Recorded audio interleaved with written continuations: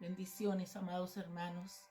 Hoy quiero compartirles, tenía rato que no compartía, he tenido una semana un poquito pesada, pero aquí estamos de nuevo compartiendo la palabra. Quiero hablarles del arrebatamiento, el rapto de la iglesia. Como iglesia estamos esperando dos eventos muy importantes nosotros. La primer evento se encuentra ahí en la primera de Tesalonicenses, capítulo 4, que dice en el versículo 16, porque el Señor mismo con voz de mando, con voz de arcángel y con trompeta de Dios, descenderá del cielo, y los muertos en Cristo resucitarán primero. Y luego dice en el siguiente versículo, luego vosotros los que vivimos, los que hayamos quedado, seremos arrebatados juntamente con ellos en las nubes para recibir al Señor en el aire, y así estaremos siempre con el Señor. Amén. Nosotros sabemos que estos son dos eventos, pero que son totalmente diferentes el uno del otro, porque hay personas que confunden. Cuando se menciona a veces la palabra del Señor, la venida del Señor también se puede estar refiriendo al rapto o al arrebatamiento. La palabra arrebatamiento viene de la raíz griega harpazo, que significa tomar, arrebatar de golpe, raptar o llevar con fuerza, llevado repentinamente, que es como va a ser llevada la iglesia del Señor. La palabra del Señor también dice que el arrebatamiento y la venida del Señor tienen sus diferencias. ¿Cuáles son las diferencias? En el arrebatamiento o el recogimiento de la iglesia, de nosotros, para ser llevados con el Señor a las bodas del Cordero, hermanos, es que dice que nadie lo verá. Dice que este evento sucederá en un abrir y cerrar de ojos. En la primera de Corintios 15, 52, dice, en un momento, en un abrir y cerrar de ojos, a la final trompeta, porque se tocará la trompeta y los muertos serán resucitados incorruptibles y nosotros seremos transformados. Amén. Entonces dice, en un abrir y cerrar de ojos. Entonces, ¿qué significa eso? ¿Cuánto tardamos nosotros en tener ese parpadeo de nuestros ojos? Amén. Pues así, hermanos, va a ser la venida del Señor. El arrebatamiento va a ser de un momento a otro. Por eso el mundo se quedará asombrado. El mundo se preguntará dónde quedó la iglesia en aquel momento, en esos segundos, hermanos, milimétricos, amén, en que la iglesia va a ser recogida. Y entonces ahí vemos nosotros que esa es una de las diferencias del recogimiento. En Tesalonicenses, que fue la primera cita que nosotros leímos, amén, confirma también esto. Cuando dice que el Señor con voz de mando y con voz de arcángel y con trompeta de Dios descenderá del cielo y los muertos van a resucitar primero. En el recogimiento nadie lo verá.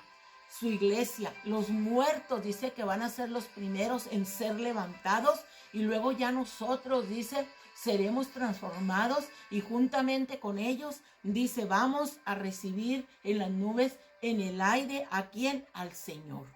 Entonces, la diferencia de la segunda venida es que la segunda venida del Señor va a ser después de la gran tribulación, después de las bodas del Cordero, y entonces dice, allí sí que todo ojo le verá.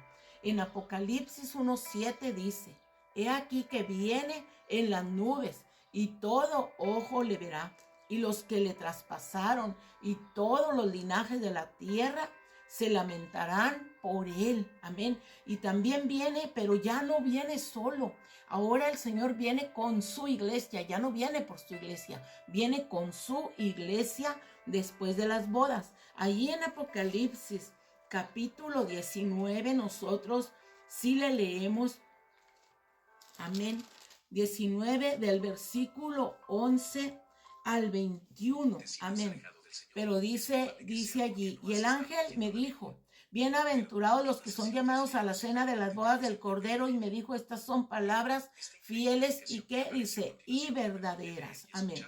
Y entonces si nos vamos nosotros allí al 11, vi el cielo abierto y aquí un caballo blanco y el que lo montaba se llamaba Fiel y Verdadero y con justicia juzga y pelea. Sus llamas eran como llama de fuego y había en su cabeza muchas diademas y tenía un nombre escrito que ninguno conocía sino él mismo. Estaba vestido de una ropa teñida en sangre y su nombre el Verbo de Dios. Y los ejércitos celestiales vestidos de lino finísimo, blanco y limpio le seguían en caballos blancos. Esos jinetes, hermanos, es la iglesia del Señor. Amén. Que ya venimos en la segunda venida con el Señor. ¿Cuándo y cómo vendrá pues el Señor por su iglesia? La palabra del Señor dice en la primera de Tesalonicenses 5:2, porque vosotros sabéis perfectamente que el día del Señor vendrá como ladrón en la noche. Y Mateo dice, Mateo 25:13, por lo tanto velad, porque no sabéis el día ni la hora en que el Hijo del Hombre ha de venir. La iglesia del Señor, los que han sido bautizados para el perdón de sus pecados, tendríamos que estar velando cada día en esa expectativa de esperar que el Señor venga por su iglesia. Amén.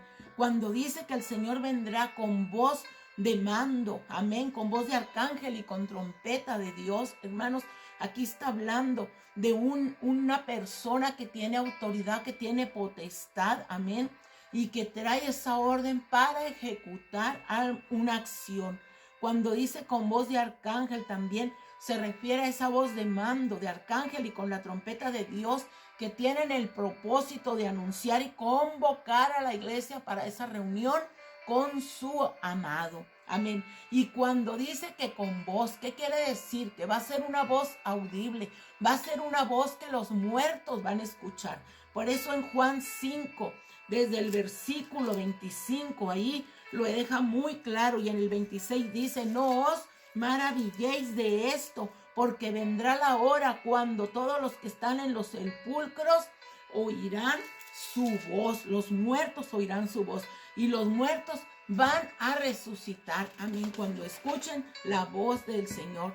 También en Daniel 12:2 dice, y muchos de los que duermen, amén, entre el polvo, serán despertados, unos para vida eterna y otros para vergüenza y confusión perpetua, amén. Entonces, necesitamos nosotros, amén, si morimos, hermanos, si no alcanzamos a estar para el arrebatamiento, tenemos que morir confiando que de entre el polvo nos va a levantar. Por eso Job, cuando él se encontraba en aquellas pruebas y aquellas tribulaciones, él sabía que si moría, él declaraba y decía, yo sé que mi Redentor vive y que al fin me levantará de entre el polvo, y aunque esta piel se encuentre deshecha, amén, él tenía la seguridad de que iba a ser levantado en un nuevo cuerpo, en un cuerpo celestial. Esa tiene que ser la esperanza de la iglesia, y por esa misma esperanza nosotros nos debemos de ¿qué? De santificar, amén. Nos debemos cada día de estar santificando, cada día de no descuidar, hermanos, esa relación con Dios. Amén. No dejar de congregarse. Congrégate en la iglesia. No te alejes, porque la venida del Señor está cerca. Porque se cumplirá la palabra también cuando dice que todo aquel que se quede por no haber tomado en serio, amén, de que el Señor viene por su iglesia, allí será el lloro y el crujir de dientes, pero dice la palabra que será demasiado tarde. Hoy es el tiempo en que tú, si te has desviado, si te has retirado, es tiempo de que empieces a buscar al Señor para que tu vida sea restaurada. Contamos con un Dios de amor, con un Dios de misericordia. Padre, yo en este momento te pido por cada uno de tus hijos, por aquellos, Señor, que un día fueron lavados con tu preciosa sangre y sabían y saben que tú vienes por tu iglesia. Te pido misericordia para ellos, ponles nuevas fuerzas para que ellos vuelvan, Señor, a tu camino glorioso. En el nombre poderoso de Jesús, yo bendigo tu vida y deseo que este pequeño audio te sea de bendición para que retomes de nuevo nuevas fuerzas y te pongas de nuevo en el camino. Que el Señor te bendiga. Amén.